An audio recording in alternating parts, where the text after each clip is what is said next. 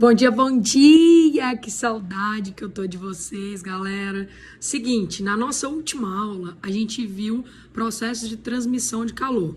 Condução, convecção e irradiação, lembram? Condução através do choque, do contato entre as partículas. Convecção, a movimentação das partículas. E a irradiação ou radiação através de ondas eletromagnéticas, correto? Vimos a teoria, fizemos exercícios. Agora eu vou comentar um pouquinho com vocês de calor sensível, certo? Então, nossa aulinha de hoje vai ser calor sensível. Separei 2 exercícios feras pra gente resolver. Vamos resolver e qualquer coisa, depois da visualização desse vídeo, que vocês tiverem dúvida, pode me procurar, pode perguntar, eu estou à disposição de vocês. Vamos lá? Pessoal, então o que é calor? Calor é uma energia em trânsito, em movimento, que flui espontaneamente do corpo de maior temperatura para o corpo de menor temperatura. Isso quer dizer que, então, se eu tenho 2 corpos com temperaturas diferentes, eles vão trocar energia. Essa energia trocada é chamada de calor.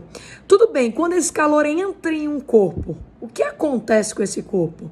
Quando o calor sai de um corpo, o que acontece com esse corpo? Gente, 2 coisas podem acontecer quando o corpo ganha calor. Um corpo ganha calor e essa energia pode alterar a agitação das partículas, ou seja, tornar a temperatura do corpo maior, ou mudar de estado físico, alterar as ligações intermoleculares, correto? Então, 2 coisas podem acontecer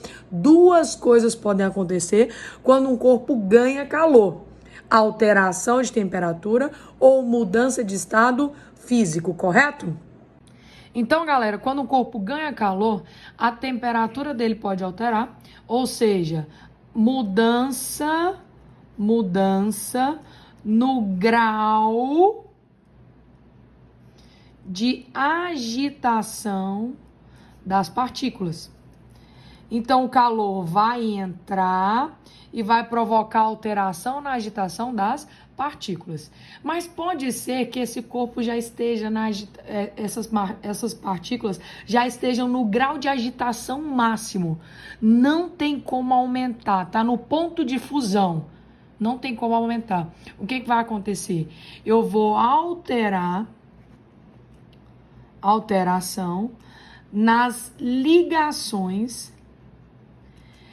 intermoleculares entre as moléculas. Então, o corpo, essa energia pode ser usada para mudar de estado. O corpo vai sair do estado sólido, vai para o estado líquido, do líquido para o gasoso. Ocorre um ou outro. Aqui a gente considera eles acontecendo sempre isoladamente. Estou falando de um corpo, de uma substância pura, correto? E aí, quando eu falo em alteração de temperatura, esse calor, essa energia vai ser nomeada como calor sensível. Então, o calor que provoca variação de temperatura, calor sensível. O calor que provoca mudança de estado físico é o calor latente. Na aula de hoje, a gente vai falar um pouquinho sobre calor sensível, correto? Então, o calor sensível provoca variação de temperatura, correto? E essa variação de temperatura vai depender de quais fatores? Bom, vai depender da quantidade de calor, concorda comigo? Quanto maior a quantidade de calor que esse corpo receber, maior será a variação de temperatura. Então, quanto maior a quantidade de calor, maior a variação de temperatura. Então, eles são diretamente proporcionais. Vou colocar o desenho aqui, diretamente proporcional. Depende do que mais. Quanto maior a massa do corpo, vocês concordam? Imagine que eu forneci a mesma quantidade de calor para um corpo de 100 kg e um corpo de 1000 kg. Qual deles vai aumentar a temperatura mais? O de 100, correto? Então, quanto menor a massa, ou melhor, quanto maior a massa, menor será a variação de temperatura. Mais difícil variar a temperatura. Então, eles são inversamente proporcionais. E depende também do calor específico. O que é o calor específico? É uma característica da substância, correto? Então, quanto maior o calor específico, menor é a variação de temperatura. Então, eles são inversamente proporcionais. Como assim, Magda? Gente, se eu analisar assim, ó, se eu for lá na areia, meio-dia, lá na praia, meio-dia, certo? E tocar o pé na areia e tocar o pé na água, como é que vai estar a temperatura da água e como que vai estar a temperatura da areia? A temperatura da areia vai estar altíssima e a da água baixa. Por quê? Sendo que o sol é a fonte que aquece as duas simultaneamente. Por que que isso acontece? Gente, o calor específico da água é 1 cal por grama grau Celsius. E o calor específico da areia é 0,2 cal por grama grau Celsius. Isso quer dizer que se eu tiver 1 grama de areia e quiser aumentar 1 grau Celsius dela, eu preciso fornecer 0,2 calorias. Para a água eu já preciso fornecer 5 vezes mais. Eu preciso fornecer 1 caloria. Isso quer dizer que se eu fornecer 1 caloria para a água, para 1 grama de água, a temperatura dela vai aumentar 1 grau Celsius. Mas se eu fornecer 1 caloria para a areia, ela vai aumentar 5 graus Celsius. Ou seja, quanto menor o calor específico, mais fácil é de variar a temperatura. E quando eu falo mais fácil de variar a temperatura, é tanto no aumento da temperatura quanto na diminuição. Porque se eu quiser diminuir 1 grau Celsius de 1 grama de areia, eu retiro 0,2 calorias, beleza? Então, quanto maior o calor específico, menor será a variação de temperatura. Então, quer dizer que a variação de temperatura é diretamente proporcional à quantidade de calor e inversamente proporcional ao MC. Passando o MC multiplicando, ficou que a quantidade de calor é MC delta T. Isso aqui a gente chama de que macete, certo? Então, o calor sensível está associado diretamente, galera, com a variação de temperatura. Fiquem atentos para isso. Toda vez que o exercício falar para nós de variação de temperatura, o calor envolvido é o calor sensível, beleza? Chamaremos de que macete para os mais íntimos. Que macete, certo? Sendo que no sistema usual, vou colocar o sistema usual aqui, a quantidade de calor em calorias, a massa em gramas, a temperatura em graus Celsius e o calor específico em cal por grama grau Celsius. Quem vai mandar nas unidades, pessoal, é o calor específico. Então, todas as outras incógnitas vão acompanhar a unidade do calor específico, beleza? Só para a gente completar, o calor específico é uma característica da substância, da areia, da água. Agora, quando eu falo em capacidade térmica, é uma característica de um corpo. Então, se eu pegar aqui, por exemplo, um corpo, um cubo, e aí ele é formado de determinado material, certo? Qual é a capacidade térmica dele? Capacidade térmica desse corpo, a capacidade térmica dele vai depender do material que ele é formado e da massa dele. Então, capacidade térmica nada mais é do que a massa do corpo vezes o calor específico, correto? E aí, se a gente substituir isso no que macete, ó, que macete, dá pra gente substituir aqui e chamar isso de capacidade térmica, correto? Então, a quantidade de calor sensível é a capacidade térmica vezes a variação de temperatura. Ou a capacidade térmica é a quantidade de calor que um corpo precisa receber para variar 1 grau Celsius da sua temperatura. Quando eu falo, por exemplo, que a capacidade térmica é de 50 cal por grau Celsius, quer dizer que esse corpo aqui, para aumentar ou diminuir 1 grau Celsius, ele precisa receber ou ceder 50 calorias de calor, certo? Então, capacidade térmica é uma característica do corpo, enquanto calor específico é uma característica da substância. Vamos lá, galera, eu separei aqui então o exercício 1, dois exercícios, na verdade. O exercício 1 diz o seguinte: uma cozinheira colocou 1 litro de óleo, 900 gramas. Anota tudo. Então, a massa é de quanto? 900 gramas, correto? Em um recipiente, ambos inicialmente a uma temperatura de 20 graus Celsius. Isso quer dizer, então, que a temperatura inicial, 20 graus Celsius, para aquecer sobre a chama de um fogão e aguardou até a temperatura do óleo atingisse o valor ideal para fritar os pastéis. Considerando o calor específico do óleo, o Czinho, calor específico do óleo é uma característica da substância. Ele, então, calor específico 2 vezes 10 a terceira joules por quilograma grau Celsius. E daí já dá pra gente perceber, pessoal, fiquem atentos com isso, ó. Dá pra gente perceber que as unidades que a gente vai trabalhar aí vai ser joule, quilograma e grau Celsius. Que quantidade de calor absorvida pelo óleo durante o aquecimento, que a quantidade de calor foi de 2,88 vezes 10 elevado à quinta joules, correto? Joules. E desprezando as perdas de calor para o ambiente, ou seja, considerando que todo esse calor foi absorvido pelo óleo, não perdeu nada. Qual a temperatura ideal para fritar os pastéis? Ou seja, qual a temperatura final do óleo? Vamos lá? Eu anotei todos os dados aqui, ó, pra gente, beleza? Se eu tô falando de variação de temperatura, qual o calor que está envolvido? Sensível ou latente? Calor sensível, variação de temperatura, calor sensível. Então, é o quimacete. A quantidade de calor tá em joules, aqui em joules.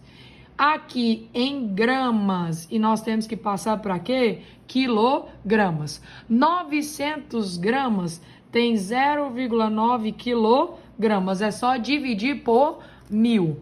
E a temperatura em graus Celsius aqui em graus Celsius. Então tá tudo ok. Precisamos transformar só a massa.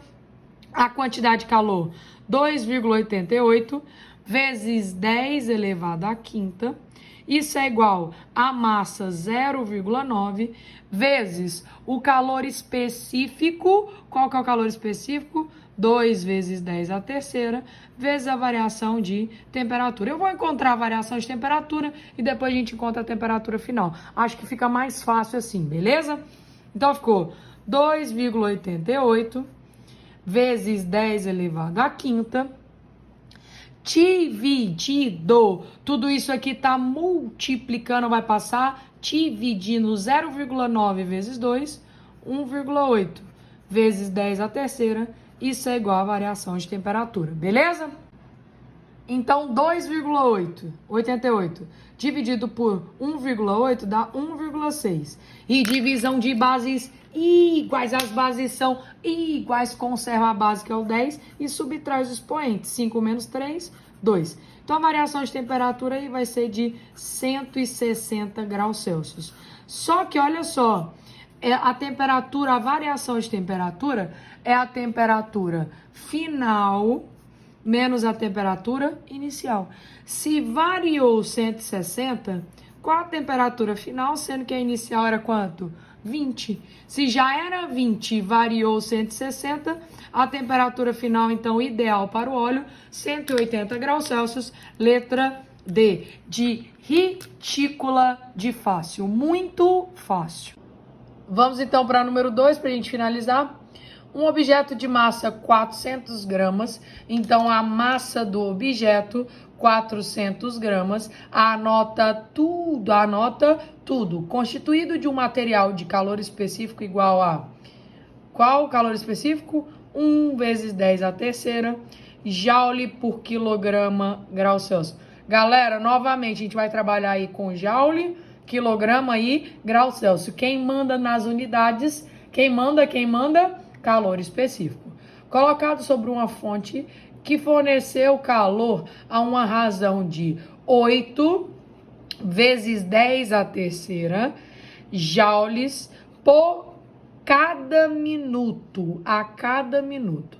Após 5 minutos, então após um tempo de 5 minutos, a temperatura do objeto, que estava inicialmente a 20 graus Celsius, então a temperatura inicial é 20 graus Celsius, passou a ser 80 graus Celsius. Novamente, eu estou falando aí de variação de temperatura. Variação de temperatura, qual o calor que está envolvido? Calor sensível. Então, nós vamos usar o que macete. Que macete? Sabe-se que a parte do calor fornecida pela fonte foi dissipada para o meio externo. Qual foi a quantidade de calor dissipada para o meio externo? Vamos lá, eu sei a quantidade de calor que foi recebida. Ele recebeu 8 vezes 10 a terceira, ou seja, 8.000 joules a cada 1 minuto. Durante 5 minutos, qual a quantidade de calor que foi recebida? Dá pra gente descobrir. Se eu descobrir a quantidade recebida, agora eu vou ver qual a quantidade de calor que fez a temperatura do corpo subir de 20 para 80 graus Celsius, certo? Então vamos lá. Qual foi a temperatura? Já anotei os dados aqui, certo? Qual foi a temperatura? Qual foi a quantidade de calor que fez o corpo variar essa temperatura? Então, ó, que macete. A quantidade de calor vai ser a massa 0,4, porque quem manda nas unidades, calor específico, aqui está dizendo que a gente tem que usar em quilogramas. O calor específico, 1 vezes 10 a terceira, e a variação de temperatura de 20 para 80, 20 para 80 variou 60. Quantidade de calor, então, vai ser 60 vezes 0,4, 24, vezes 10 a terceira joules. Essa quantidade de calor aqui foi a quantidade de calor que o corpo recebeu.